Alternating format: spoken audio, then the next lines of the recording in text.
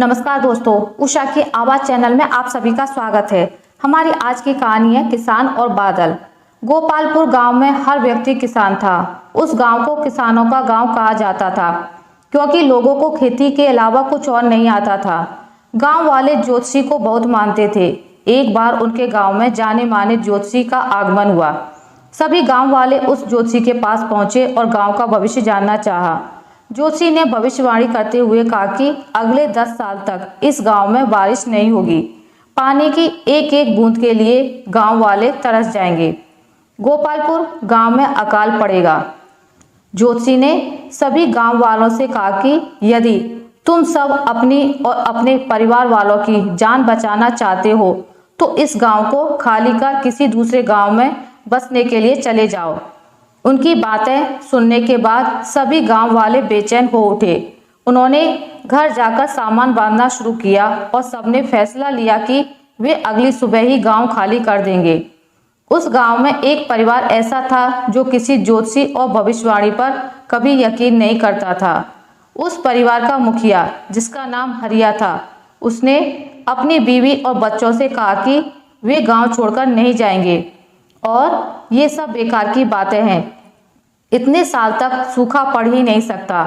जब गांव वालों को पता चला कि हरिया उनके साथ नहीं चल रहा है, तब गांव के कुछ बुजुर्ग और बड़े व्यक्ति उसके पास पहुंचे और उसे गांव वालों के साथ चलने के लिए कहा। लेकिन हरिया अपनी ही जिद पर अड़ा रहा और उसने सभी गांव वालों के साथ जाने से इनकार कर दिया।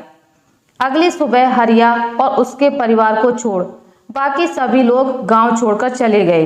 पूरा गांव खाली था। सब लोग जा चुके थे। हरिया को समझ नहीं आ रहा था कि क्या किया जाए, क्योंकि एक तरफ ज्योतिषी की भविष्यवाणी और दूसरी तरफ पूरे गांव का खाली हो जाना।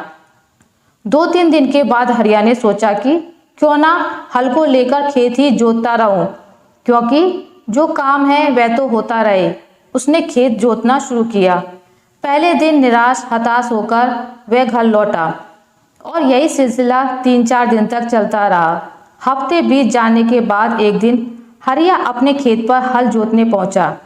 वह हल जोत ही रहा था कि एक छोटा सा बादल का टुकड़ा उसके खेत के ऊपर आकर देखने लगा कि पूरा गांव खाली होने के बाद यही एक किसान अपना खेत जोत रहा है, जबकि सारे लोग 10 साल तक बारिश नहीं होगी यह सोचकर गांव से चले गए हैं और चारों तरफ सूखा पड़ा हुआ है। उसने किसान से पूछा, अरे ओ किसान, क्या तुम बेवकूफ हो? सारे गांव वाले चले गए लेकिन तुम अकेले ही खेत जोत रहे हो।